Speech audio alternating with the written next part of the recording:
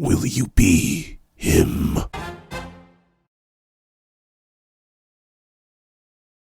Thank you to our father patrons, Strawbones, Red4765, and a Midnight Gemlord. Now, before I get into this breakdown / discussion on whether or not King Arthur, the Lord of Chaos, will actually be the final villain, please don't forget to leave your own thoughts on Arthur being the final villain in the comments section down below. Leave a like and subscribe if you haven't already. Also, when you're at that low notification, you'll miss out on any videos that come to the channel. Also, I do a Patreon down below, for as low as count them $1 a month, with exclusive videos, early content, and more. You also now become a member of the channel for as low as $3 a month to get the same perks and more.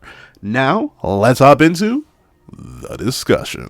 What's up, guys? The Pencil here, and yeah, after recent events, something in my heart of hearts, deep within me, deep within my heart of the cards, if you will, has me feeling that King Arthur will not be our final villain. And let me tell you why. So the thing is, right, the entire original series essentially built up to Arthur. Like, from as soon as he was introduced, the moment you heard the name King Arthur in a story based on what mythology? Is it Merlinian? No. Meliodasian? No. Dianian? Nah, not even Harlequinian. Yeah, Arthurian mythology. Obviously, King Arthur was going to be important. But due to how old Arthurian mythology is and how many people have taken their liberties with it, King Arthur was also definitely a coin toss. Just legitimately. There have been many people who have written King Arthur as good, many people have written King Arthur as bad, many people have written King Arthur somewhere in between. There's a massive spectrum and numerous amounts of interpretations. And due to this, I was naturally left wondering, what are you going to do, Nakaba? What are you really gonna do with King Arthur, right? Because the question just exists. Like, I have no idea. And when King Arthur got sidelined for a majority of the original narrative, I was like, oh. So we really ain't telling this story, huh? Like, straight up to the point where I was like, oh. By the time we got to the final Demon King fight, I was like, oh, Nakaba just forgot. he just straight up forgot. And this is after he impaled him on Excalibur. Like, last I remember, you pull the sword out of the stone, not the sword out of the king. So I was like, well, he's done, son. But obviously, Nakaba, he had plans. He had ideas. He had thoughts. And then we got introduced to Chaos King Arthur. And admittedly, I was very mixed on it, right? Mainly because Arthur had been sidelined for such a majority of the narrative, and Kath was a side character in Arthur's own story who didn't even get introduced when Arthur was. I was kind of like up in the air about it. Like, in terms of investment, I couldn't care less. I was indifferent to Arthur for the most part. I thought he was cool when he had Excalibur. Then he ended up being weak even with Excalibur. So I was like, yeah, whatever. He just didn't tickle my fancy. I was much more focused on the titular characters, the 7 deadly sins, than I was King Arthur in a story based on his mythology. And then 4 Nights happened. And Arthur, through sheer subtext, through his men, through his peoples, became 10 times the character he was, because it was suddenly way more interesting, way more terrifying, way more threatening, just because of his own men and their beliefs and their ideologies and their orders. And obviously we didn't get to see him for a long time, and then we finally got introduced to the true Chaos King, 16 years in the making, and it was glorious, it was beautiful, it was mighty, it was gorgeous. And then we slowly got more build up. The story began to ramp up, slowly but surely. Glimpses of him here and there. The knights gathering. More allies being born and wars being waged against his men. And finally, with the death of the Dark Talismans, we got something even more interesting. Arthur watched, and he was actually intrigued by the 4 Knights, wondering how they could be this powerful. What an interesting idea. What a cool concept, if you will. And then finally, once the 4 Knights had gathered, and Orlandi had said, oh, well, golly gee willikers, fellas. The 4 Knights, they're gathered. Arthur said something that blew my mind. He said, you know what? Fine. I'll go assess them myself. And you can go back. I forget which chapter that was. I forget exactly which chapter that was. But you can go back to that review And you can see how unrealistically hyped that was. I was like, oh shoot, are they gonna spawn in? And then like until he did, I was asking like, where's bro at? Where's bro at? What's bro doing? What's bro cooking? Like I was legit unbelievably hyped. Because you know what I thought? I thought the final villain was gonna show up in the first level. Because essentially, the first arc of the story hadn't even ended. By the time we got to Leonis, it was essentially like season 1 all over again. We had a bunch of little mini plots where we gathered characters, had some adventures with the characters, and then finally, bada bing, bada boom, we got to Leonis, where things were about to pop off. But instead of like Hendrickson being the final villain of season 1, it was Cath himself showing up in the first season. I was ready, I was hyped, I was blown away, and Arthur lived up to it. Trust me, when he made them stairs from the heavens and started talking that talk, that Chaos King talk, that talk that made you feel like, he a villain. He about it. He hit that king's authority on him, and it was gorgeous. Oh, it was beautiful. Once again, you can go back to those chapters and see how much I was flipping my lid. My goose cooked. I was ready. I was so amazed. And he wasn't just talking that talk, he was doing it. Bro straight up went up to, at this point, the strongest knight we had seen with feats and specific scaling, Demon Tristan, pull up on Arthur and he got smacked. Percival, our MC, no diffed. Bro didn't even see him move. Gawain was shaking in her boots at the sight of her uncle. You know it was getting crazy. And then he was fighting King Meliodas on even ground. Admittedly, both were in base. But then Arthur's like, yeah, you know, Meliodas, you kind of him. I respect you, dog. I see what you're doing. If your son ain't getting the way, you may be able to do something to me. He was talking that smack. He was talking that talk to the main character of the previous series. He was a villain. Like, bro was going crazy.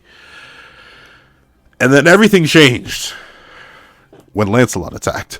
Because here's the thing, right? The original series was built on overpowered characters. Noxtaku made a great video on it. I think every 7 Daily Sins fan has seen it, talking about how Nakaba sort of built the beginning of this series on the basis that our titular characters, the 7 Daily Sins, were just too strong. Like, straight up. The gains were just immaculate on them. And you can see that from the start. Meliodas, Diane, King, Bond, like, they don't struggle until they start fighting each other. And then Grey Demon Hendrickson. But even then, you can make solid arguments that Grey Demon Hendrickson should have been one shot. Like, if King actually whipped out the True Spirit Spear, which he did have access to at that point, he would have one-tapped that Hendrickson. And that's crazy. But the thing is, that's the main principle of this series. Our cast is overpowered from the very beginning. What I thought Nakaba was doing by bringing Arthur in early was flipping that dynamic on its head. Where, like it is usually in narratives, ironically enough, 7 Daily Sins is actually the outlier. Our characters are strong, our MCs are strong, but our villain is so overwhelmingly powerful, so out of reach, so Timothy Herner, that it would be a physical impossibility, like at the point where it feels like it's impossible for them to reach that level. And once again, Nakaba was doing it. Like, you gotta realize, Arthur didn't whip out a single Chaos Eye. He didn't whip out the light shading at all. Bro took no damage. He took no damage throughout the entire first encounter. He, even when he was faced with a Demon Mark Trillion Dark, didn't even activate a single Chaos Eye. He was like, oh, whoa. Golly, you Willikers, fellas. I didn't know you made darkness like that. Golly, you Willikers. That's a little bit crazy. And I thought that's where Nakaba was going. He was showing us, like, yeah, some of our old characters are him, but Arthur is so him, he's like untouchable. Like, you cannot do that. He is that powerful. Our 4 knights are going to have to get so insanely powerful from the point where they are now. There's no way that anything bad could happen. In terms of Arthur, nothing bad could happen to him because he was the big bad. Like, he was the cream of the crop, top of the line. And then this idea that Arthur would not be the final villain was truly given precedence thought and fear in my mind when Lancelot came and stole his teeth. Like, I am all for disrespecting your villains. In fact, I encourage it. In fact, I believe that if you don't humiliate your adversaries, they were never meant to be adversaries in the first place. Look at the original series. Every villain got dookied on in violent fashion. Escanor's whole thing was humiliating his villains because they all thought they were him until they ran into H-I-M. And then they realized, oh, sweet mother of mercy, my letters were lowercase, his are uppercase. Like, legitimately. But the final, like, that's the main thing that makes me feel like Arthur is going to be the final villain. You don't make Lance that strong. And of course, I 100% agree with y'all. I don't think Arthur had access to his full power. I just legitimately don't. And especially with the whole reveal that as he's using his chaos powers in his alternate world, he's jacking up the real one. Like just taking little chunks and chunks of land out of it. I 100% agree that one way or another, Arthur's full juice just ain't there. It's just not. But at the same time, I don't know if I can respect Arthur as a final villain anymore. I saw bro get stepped on after talking smack. I saw bro quiver in his boots when Lancelot decided to use his right hand. I saw bro lose his teeth, his chompers, his cutters, live on air. Bro wasn't even able to react. I saw his unreadable, insane, indubitably, unbelievably powerful chaos meat, his schmeat, get smacked around like he paid $2 for it. Like, how am I supposed to... It's weird. Like, how am I supposed to take you seriously if I know that we have someone who can body bag you outside of the realm? And once again, it can be... And that's the biggest issue, right? Because by humiliating Arthur now, any retroactive work is going to fall flat. It just is. Like no matter what. Nakaba could come out next week. Because I don't think, I haven't seen any spoilers yet or anything. So I'm not sure what happens next week. And I doubt we're going to run into Arthur next week. But Nakaba could come out next week and say Arthur was using a non-millionth of his real power. And Lancelot doesn't actually scale to even a fraction of a fraction of a fraction of a fraction of a fraction of a fraction of a fraction. It doesn't matter. Because I got to see Arthur, the real one, by the way. A lot of this could be assuaged or evaded if immediately after we were told it was a clone, it wasn't the real body, it wasn't anything like that. But no, we got doubled down. It was King Arthur who showed up and got a boot placed on his chest by a 16-year-old. Like, it's such a specific situation that I feel like he can't be the final villain because you don't do that to your final villain. Like, you do that after your main characters have gotten a whole ton of training and they're about to win. Like, you don't just have your final villain come in and get stomped on before you reach the chapter 100 mark. I don't know, you just don't do it. And this is where I feel like, this is where the title came in, right? Where he should be the final villain, but I don't feel like he is. And this goes into a whole thing where I believe Arthur really isn't Arthur, but still, with this issue that Lance came in and stomped on him, I started to look at things retroactively a whole lot different. Number one, Meliodas trying to save Arthur as if he doesn't actually view him as that much of a threat is much different than how Meliodas saw the Demon King. Like, Meliodas never said, I'm gonna save you, Dad. He said, I'm gonna knock your teeth out and consider not ending your life.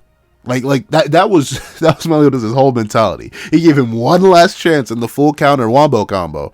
But then, after the Demon King failed the vibe test, bro literally got annihilated. Like, straight up wiped from existence. That's what bro did. That's what happened to bro. He got gone. Bro was gone. But you know what Meliodas said? When he sees the guy that has fully admitted that, yeah, the other races, they're kind of ugly. I want them off my lawn. Like, he took one look at that guy. That guy who poses a greater threat than the Demon King ever did. Like, at least in my mind, at least on a pure power front, if the Demon King, the supreme deity, and their little sister, or their little brother, or their little plant, the fairy tree, all came together and colluded, and were like, you know what? Okay, fairy tree, you make the container. Demon King, you help me with this. We're gonna seal Dad away, because Dad's going a little bit crazy. Or Mom. Dom. There you go, Dom. Dom's going a little bit crazy. We gotta get him up out of here. Like, if they all came together, that at least implies to me, on a raw power front, the Prime Demon King is nothing to Chaos. And now we have a person wielding that same power. And remember, Meliodas at the end of the previous series was talking that talk about Chaos itself. He was like, hey, yo, I'll be real with y'all. I mean, I'm glad Merlin got her wish and everything, but y'all realize this is a power beyond our comprehension. This is a power that we barely know anything about. I knew nothing about it, and I'm older than all of y'all. Like, even the oldest of y'all, Bond, I'm older by like 4 times. Because I lived 4,000 years in this piece, and I never even knew what that thing was. If we ain't careful, this thing could literally turn the entire planet into a living nightmare.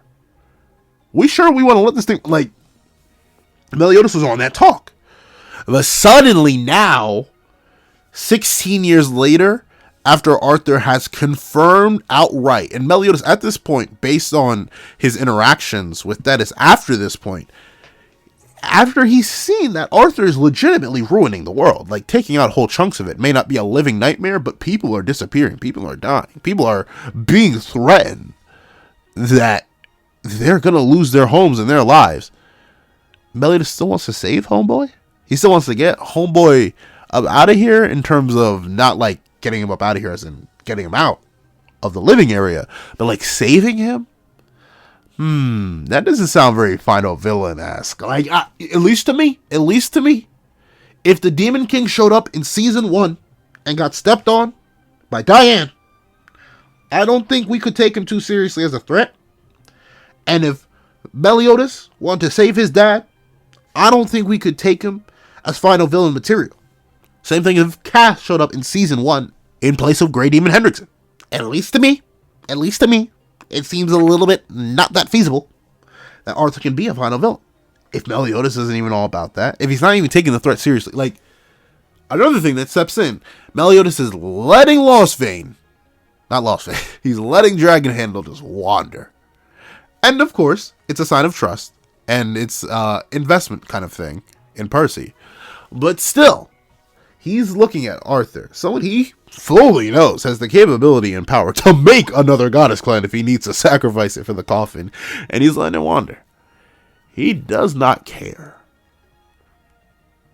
And another thing that's sort of leading me into believing that Arthur won't be the final villain is that it's implied, at least through Guinevere, that one way or another, Arthur's gonna get at least some of the 4 knights under his service. And this is even implied in original mythology, right? Like, the 4 knights, or at least Percival, Gawain, Lancelot, and Tristan, in title, they were not soldiers of Leonis.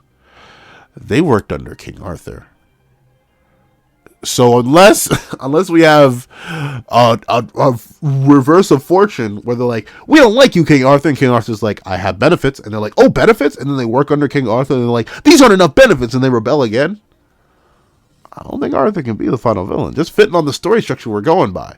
If we're talking about saving him, if he's already getting stepped on 100 chapters deep, if this is really the kind of guy we're building to, I don't know. And especially considering we've gotten on multiple occasions that Arthur isn't really Arthur. He's not really himself. Varghese, according to what Meliodas said, the moment he got chaos powers, he changed. That isn't really Arthur. That's chaos. Or Cath. Or at least they're manipulating him.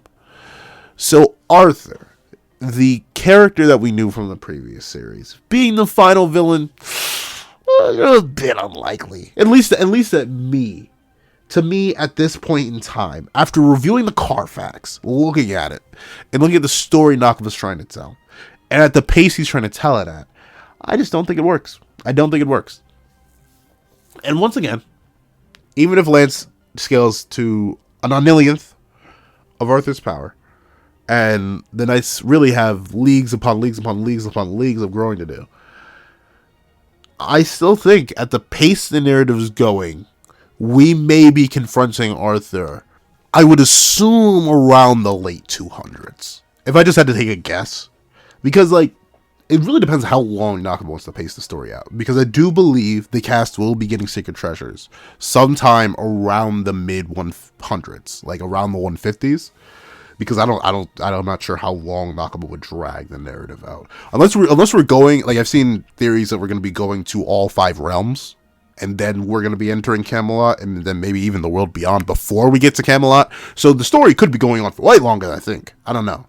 At least on previous arc pacing. Like, the Intro to Leonis arc was about 20 chapters long. Well, actually, I'd say 30, because we just left Leonis. And we're on chapter 89. Chapter 90's dropping next. And we arrived at Leonis in chapter, I'm pretty sure 60. Let me double check.